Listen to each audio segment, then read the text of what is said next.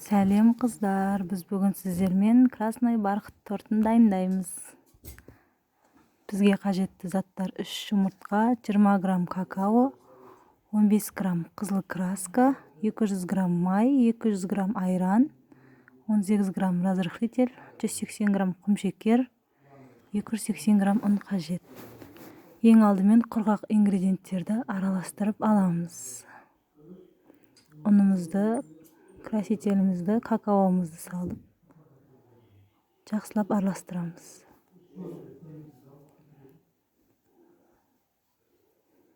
Одан соң ыдысымызға 3 жұмыртқамызды салып, құмшекерімізді салып, миксермен араластырамыз.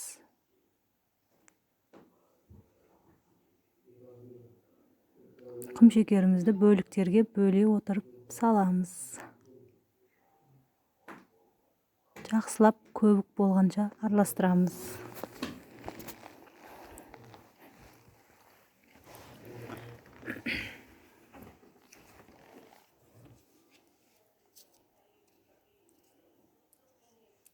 Одан соң бөлме температурасындағы сары майымызды салып, миксермен жақсылап 2-3 минут араластырамыз. Айранымызды құйып, араластырамыз.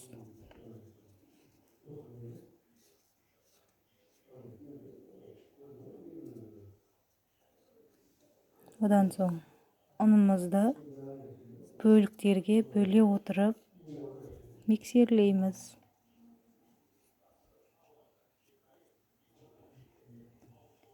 Менің видеоларым ұнап жатса, лайк басып, комментария жазып, тіркелуді ұмытпаймыз.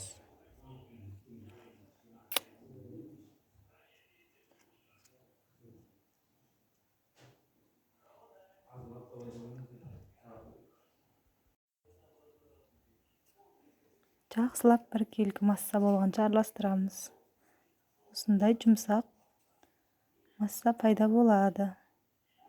Одан соң пергамент қағазымызға сызып аламыз. Менде 24 сантиметр 4 корж шығады. 5 қасықтан салып, домалақ етіп жаямыз.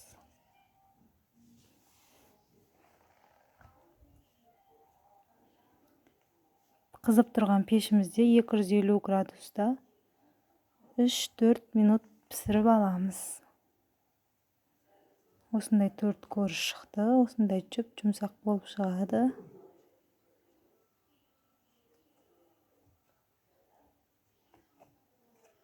Одан соң жан-жағына кесіп аламыз, топ-томалақ етіп.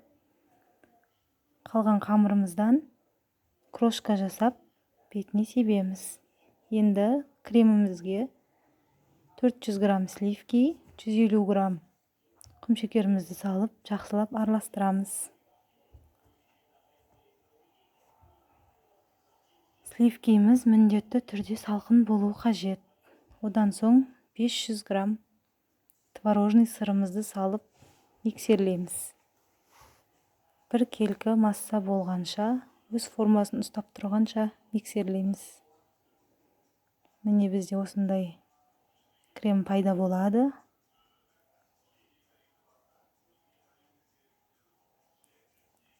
Енді біз тортымыздың сборкасын жасаймыз. Бірінші қамырымызды қойып аламыз. Кремімізді пищевой пленкамызға салып аламыз. Осылай айналдыра отырып, бір келкі етіп, кремімізді жағып шығамыз.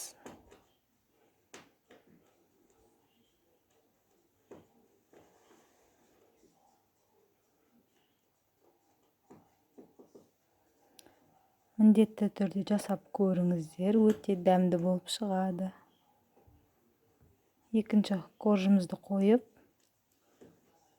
кремімізді жағып шығамыз.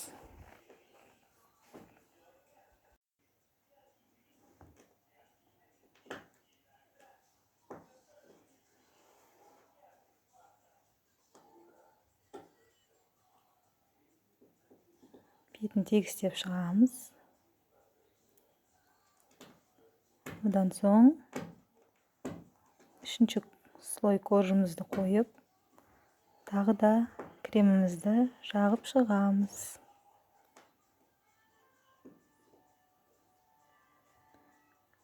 Любой смайликпен бағасын беріп кетіңіздер. Ең соңғы коржымызды қойып, кремімізді жағамыз.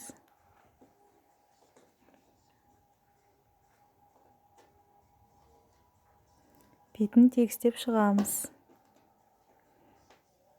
Өздеріңіздің қалауларыңыз бойынша бетін әсемдесеңіздер болады. Осылай бетін барлығын тегістеп шығамыз.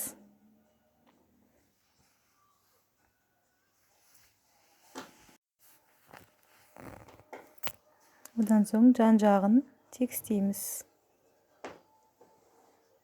Қалған кремімізді жанына жағамыз.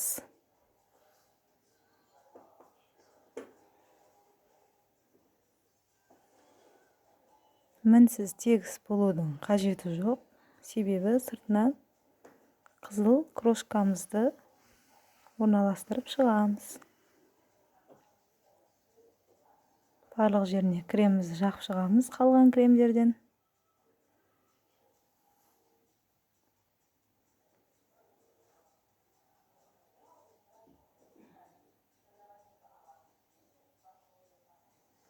Осылай тегістейміз.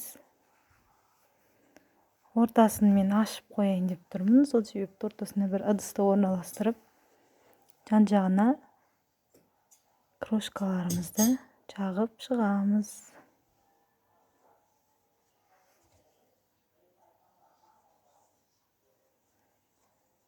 Қалғандарын сыртына орналастырамыз.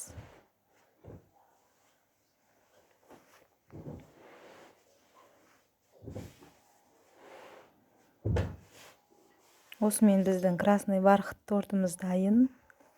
Барлықтарыңызға ас болсын.